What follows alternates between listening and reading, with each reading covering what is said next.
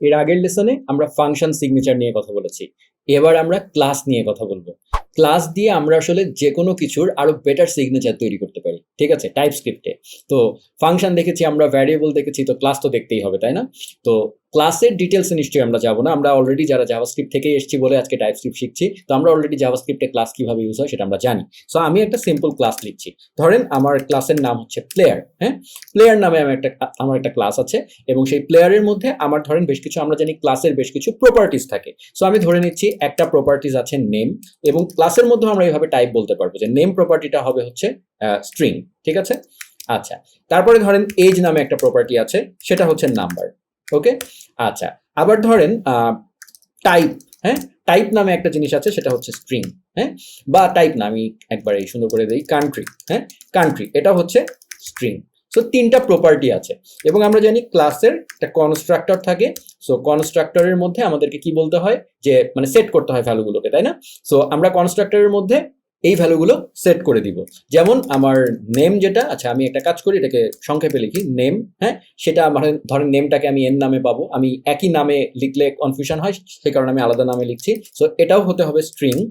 এবং সেকেন্ড যেটা কনস্ট্রাক্টরে, সেটা হচ্ছে এজ, সেটাও হচ্ছে ধরেন নাম্বার। এবং থার্ড যেটা, সেটা হচ্ছে কান্ট্রি, সেটা সি, এবং সেটা হচ্ছে স্ট্রিং।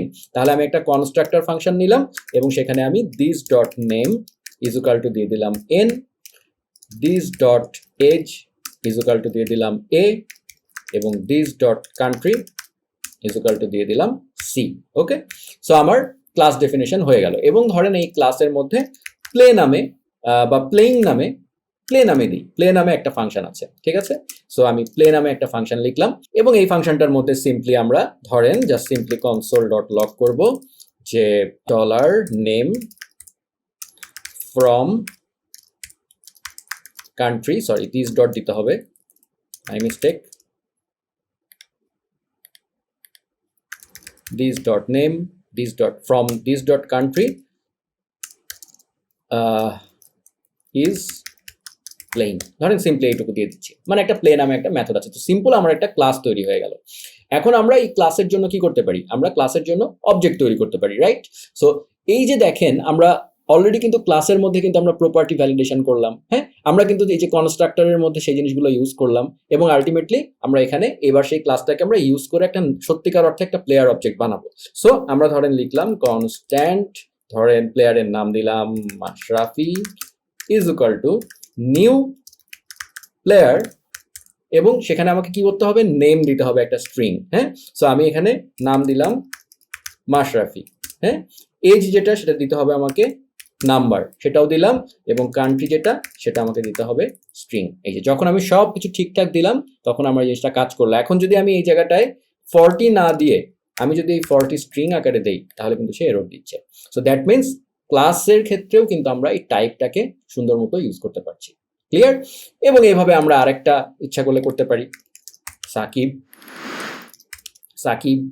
হ্যাঁ, এবং ধরেন এটা একটু কমাই দিলাম, ও সরি, এটা স্ট্রিং দেওয়া যাবে না, নাম্বার দিতে হবে। সো আমি নাম্বার দিলাম, এটাও আমরা দিলাম। সুন্দর। তাহলে আমরা বুঝতে পারছি যে কিভাবে এই জিনিসটা আমরা করতে পারছি। একইভাবে খেয়াল করেন এবার বিউটিটা, সেটা হচ্ছে আমি যে মাশরাফি এবং সাকিব দুজন নিলাম। হ্যাঁ, এখন ধরেন আমরা প্লেয়ার্স, হ্যাঁ, প্লেয়ার্স নামে আমরা একটা অ্যারে তৈরি করছি। তো আমরা অ্যারের ক্ষেত্রে আমরা জানি কি করতে পারি, আমরা এরকম করে আমরা বলতে পারি যে এটা হচ্ছে একটা স্ট্রিং এর অ্যারে, এভাবে বলতে পারি। এবং ইজুকালটা আমরা একটা ব্ল্যাঙ্ক অ্যারে, এটার ভ্যালু অ্যাসাইন করতে পারি। এটা আমরা অ্যারের ক্ষেত্রে দেখেছিলাম আমাদের লেসনে, আগের লেসনে। এখনই হচ্ছে মজাটা বুঝতে পারবেন যে এই যে প্লেয়ার্স অ্যারেটা, আমরা কি বললাম যে প্লেয়ার্স অ্যারেটা একটা স্ট্রিং এর অ্যারে হবে। হ্যাঁ, এখন আমাদের কিন্তু একটা ক্লাস আছে অলরেডি প্লেয়ার নামে, আমি একটু ক্লোজ করে রাখি, আমাদের একটা ক্লাস আছে প্লেয়ার নামে। এই যে প্লেয়ারটা, এইটাকে আমরা একটা টাইপ হিসাবে ইউজ করতে পারবো।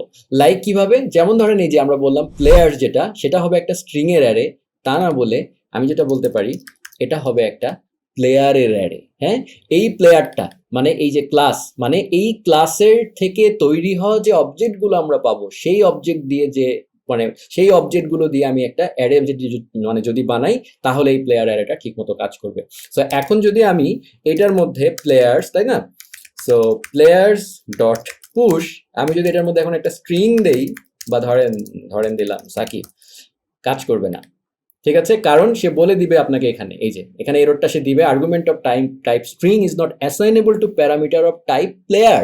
এখন আপনার তৈরি করা ক্লাসকে সে বলছে মানে সে একটা টাইপ ধরে নিচ্ছে। সো আমাকে তাহলে এখানে কি দিতে হবে, আমাকে এখানে এই ক্লাস থেকে তৈরি হওয়া কোনো অবজেক্ট দিতে হবে, যেমন মাশরাফি এইটা আর এইটা। ঠিক আছে, সো আমি যদি এখন এখানে এই সাকিব না দিয়ে আমি যদি আমার ভ্যারিয়েবল এই সাকিবটা দেই তাহলে ইট উইল ওয়ার্ক। ঠিক আছে, এবং আমি যদি এখন এখানে একইভাবে মাশরাফি দেই তাহলে it will work. Clear? So আমরা বুঝতে পারছি কত বিউটিফুল একটা জিনিস। আমরা যখন অবজেক্ট ওরিয়েন্টেড স্টাইলে প্রোগ্রামিং করব তখন আমাদের জন্য লাইফটা কত ইজি হচ্ছে টাইপস্ক্রিপ্টের মাধ্যমে। খুব সুন্দর করে, খুবই সুন্দর করে গুছিয়ে গুছিয়ে আমরা কিন্তু কাজ করতে পারবো। আমরা এখানে একটা ক্লাস মানে কি ব্লুপ্রিন্ট, তাই না, কোনো একটা অবজেক্টের ব্লুপ্রিন্ট। সো আমরা সেই ব্লুপ্রিন্টটা লিখে আসবো সুন্দর করে অবজেক্ট ওরিয়েন্টেড স্টাইলে, এবং সেখানে সব কিছু টাইপ সব কিছু ডিফাইন করে দিব, এবং ফাইনালি আমার এরপরে প্রোগ্রামে আমি শুধু সুন্দর করে একটা একটা করে অবজেক্ট তৈরি করব, এবং সেই অবজেক্ট দিয়ে সেই অবজেক্টগুলোকেও মানে অটোমেটিক এই ক্লাসের মাধ্যমে অবজেক্টের টাইপ ভেরিফিকেশনগুলো হয়ে যাবে। সো আমাদের প্রোগ্রামে কোন লেভেলের এরর কমে আসবে সেটা চিন্তাও করা যায় না। হয়তো এখন শুরুতে আপনারা বুঝতে পারছেন না, অতটা রিয়েলাইজ করতে পারছেন না, বাট যারা একটু মিড স্কেলে প্রোগ্রামিং করেছেন বা একটু বড় কি বলবো একটা বড় অ্যাপ্লিকেশনে কাজ করেছেন, তারা জানেন যে পেইন পয়েন্টটা কোথায় থেকে আসে। যে বিভিন্ন জায়গায় আমাদের আসলে যখন আমরা অবজেক্ট ওরিয়েন্টেড স্টাইলে কাজ করি তখন ক্লাসের মধ্যে অসংখ্য প্রপার্টিস থাকে, একটা দুটা না। হ্যাঁ, সো এই জিনিসগুলো অনেক ইজি হয়ে যাবে যখন আমরা অবজেক্ট কল করার সময়, আমাদের ভুল অনেক কমে আসবে। এবং বিভিন্ন ফ্রেমওয়ার্ক বা লাইব্রেরি যেগুলো আমরা ইউজ করি তাদের মধ্যে অসংখ্য ক্লাস থাকে, আমরা জানি তারা নর্মালি অবজেক্ট ওরিয়েন্টেড স্টাইলেই কাজ হয়। তো সেইগুলোর মধ্যে কিন্তু এরকম টাইপস্ক্রিপ্টেরই মেইনলি ব্যবহার থাকে আজকাল, এবং সেখানেও কিন্তু তারা এভাবেই সুন্দর করে গুছিয়ে কাজ করে। তা না হলে তাদের পক্ষে একটা ফ্রেমওয়ার্ক মেনটেন করা, বারবার রিলিজ ভার্সন আপডেট দেওয়ার সময় 14 রকমের চেঞ্জ, হ্যাঁ, এত কিছু মেনটেন করা সম্ভব হয় না।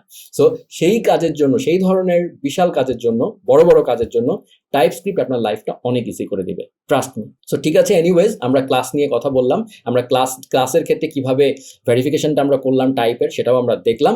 এবার আমরা এই যে ক্লাসের যে প্রপার্টিস গুলো আছে, হ্যাঁ, সেই প্রপার্টিস গুলো দেখেন, এই প্রপার্টিস গুলো কিন্তু আমরা বাইরে থেকে অ্যাক্সেস করতে পারছি।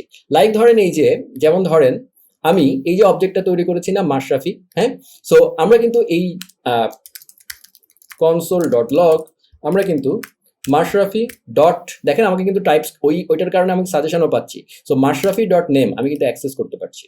ঠিক আছে, নট অনলি দ্যাট, আমি কিন্তু এটাকে চেঞ্জও করতে পারছি। সো তার মানে নর্মালি এটাই ক্লাসের ডিফল্ট বিহেভিয়ার, মানে হচ্ছে এই জিনিসগুলো বাই ডিফল্ট এই প্রত্যেকটা জিনিস আসলে বাইরে থেকেও অ্যাক্সেসেবল। হ্যাঁ, যেটা একটু উইয়ার্ড। হ্যাঁ, সো কারণ এই জিনিসগুলো আসলে পাবলিক হিসাবেই আছে। সো আমরা বাইরে থেকে এটাকে চেঞ্জও করতে পারছি, আবার বাইরে থেকে এটাকে মডিফাইও করতে পারছি, অ্যাক্সেসও করতে পারছি। তো আমরা যদি চাই যে না সেটা আমরা করতে চাই না, তাহলে আমাদেরকে অ্যাক্সেস মডিফায়ার ইউজ করতে হবে। তো পরের লেসনে আমরা অ্যাক্সেস মডিফায়ারগুলো দেখবো।